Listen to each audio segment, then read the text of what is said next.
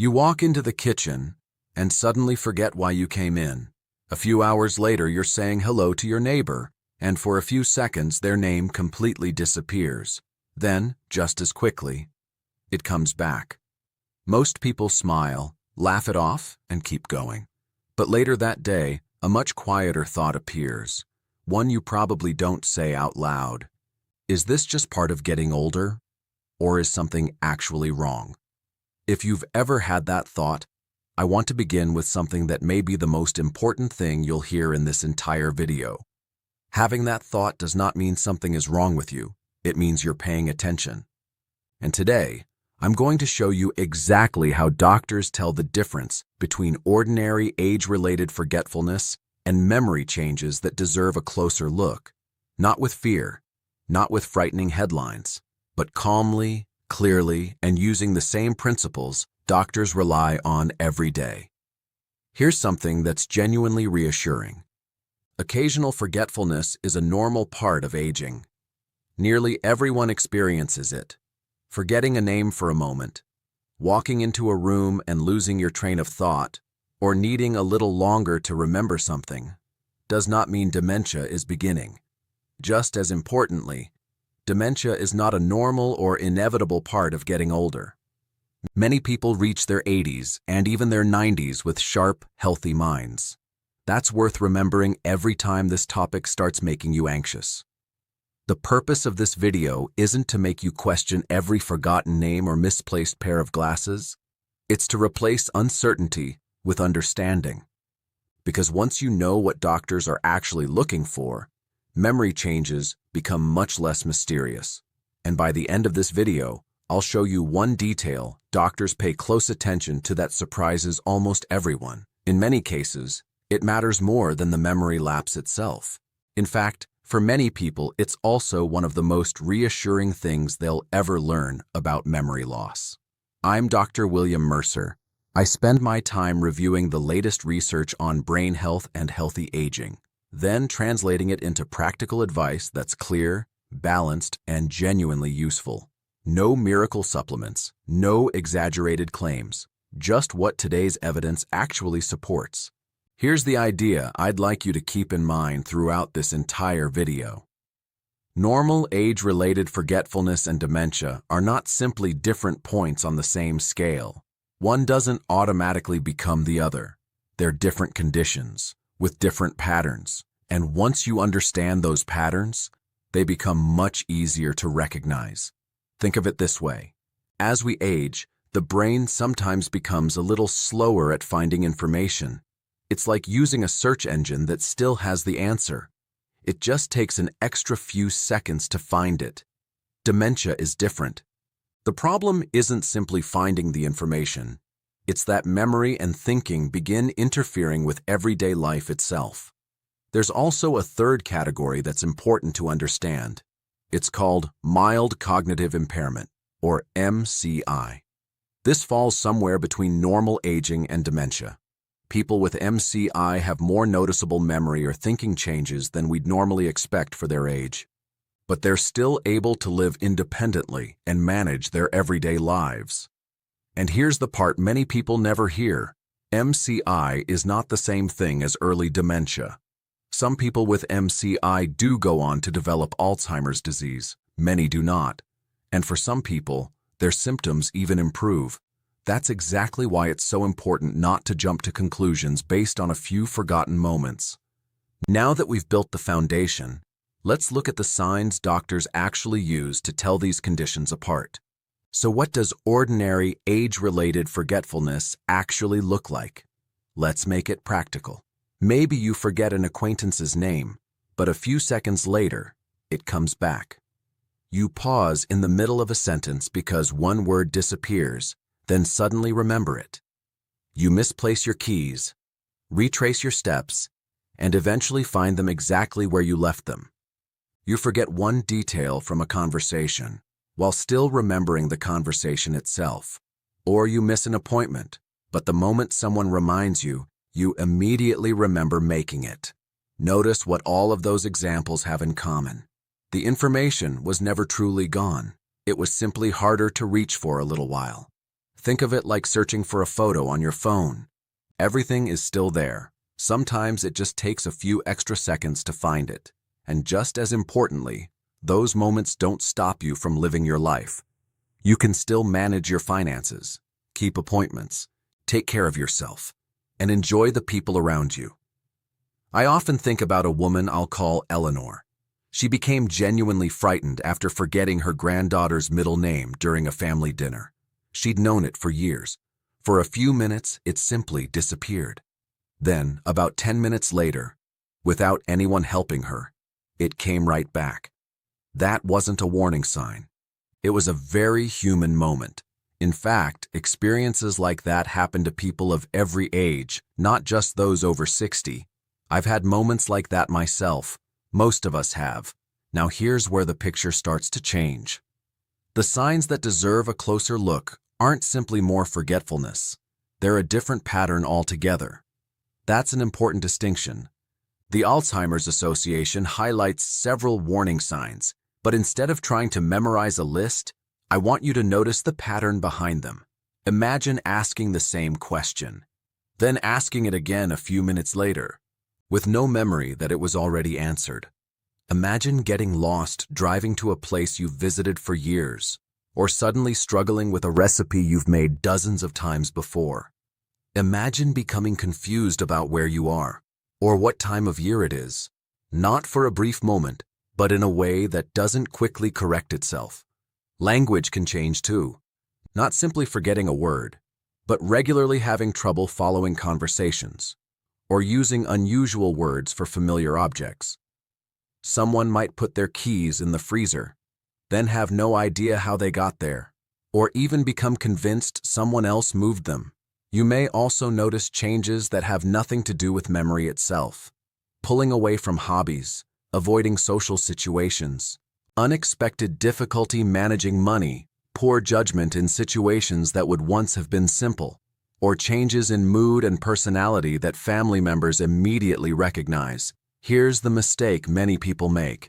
They hear one item on that list and immediately assume the worst. But that's not how doctors think. They aren't looking for one isolated symptom. They're looking for a pattern, several changes, appearing together, persisting, and gradually becoming more noticeable over time. That's a very different picture from occasionally forgetting a name or misplacing your glasses. And now, let's come back to the detail I promised at the beginning of this video, the one that surprises almost everyone. When specialists evaluate memory problems, they pay attention to something that many people never think about. Who's actually worried? In genuine early dementia, it's often family members or close friends who notice the changes first. They become concerned. They point out repeated questions, missed appointments, changes in behavior. Meanwhile, the person experiencing those changes may genuinely believe everything is fine or minimize what's happening. With ordinary age-related forgetfulness, it's often the exact opposite. The person themselves is usually the one worrying.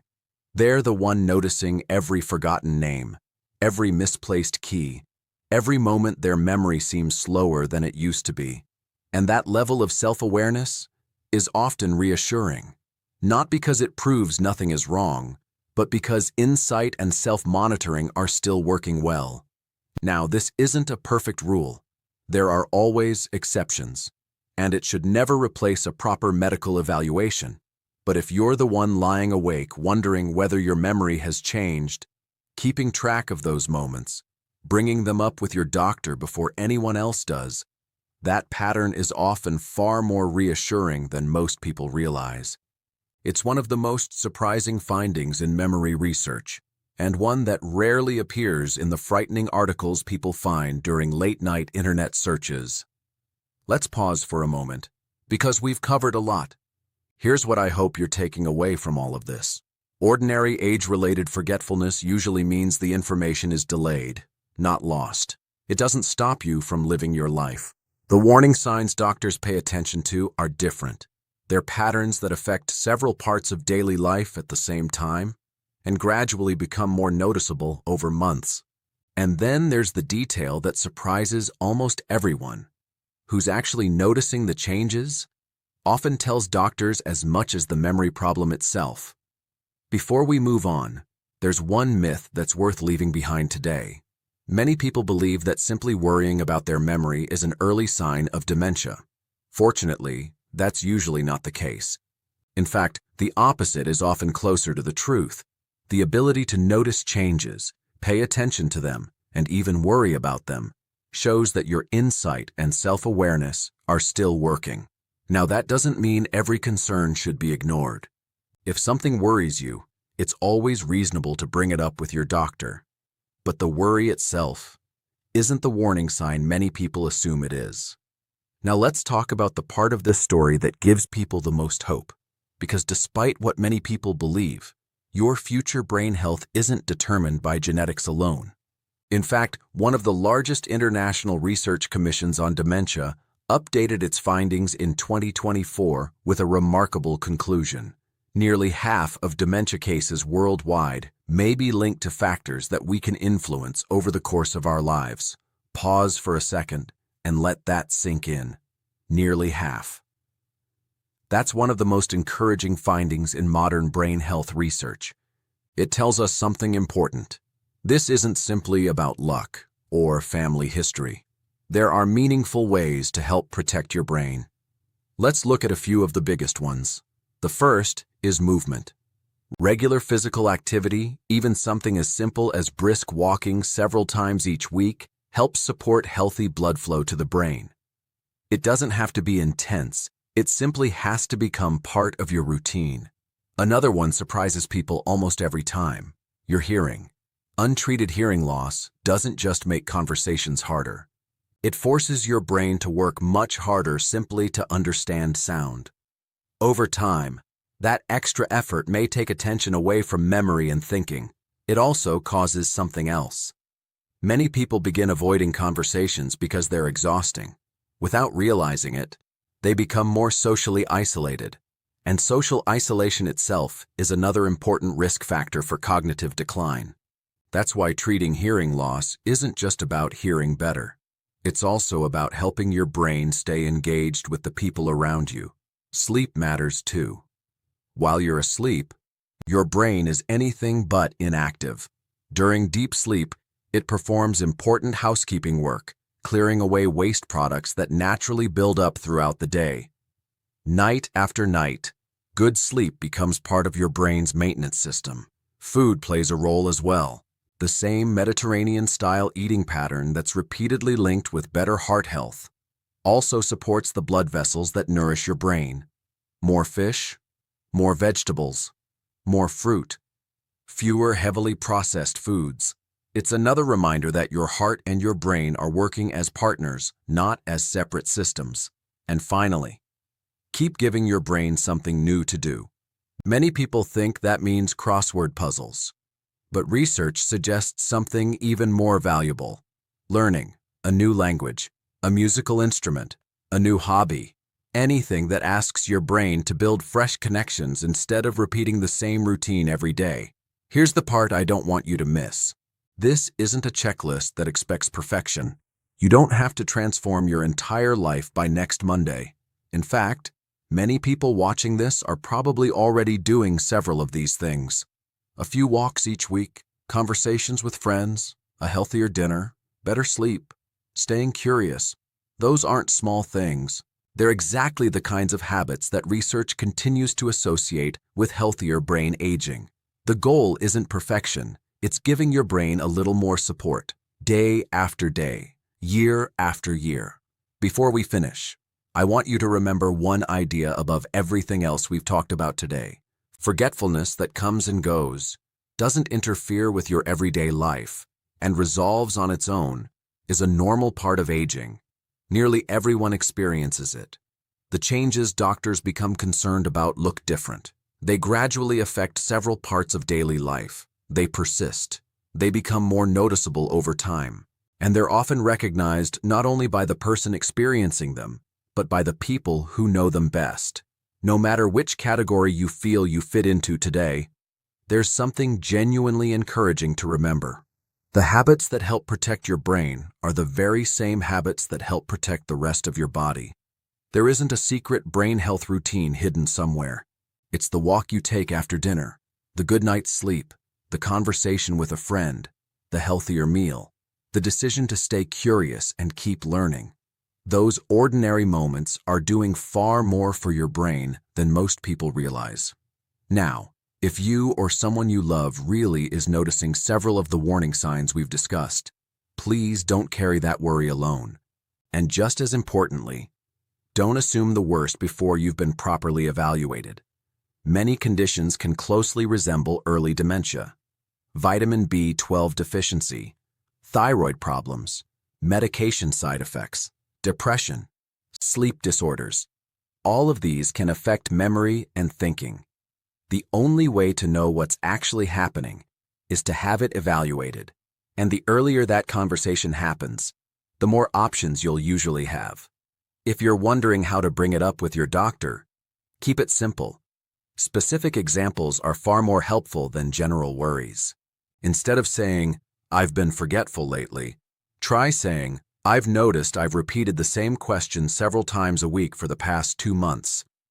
That gives your doctor something real to work with.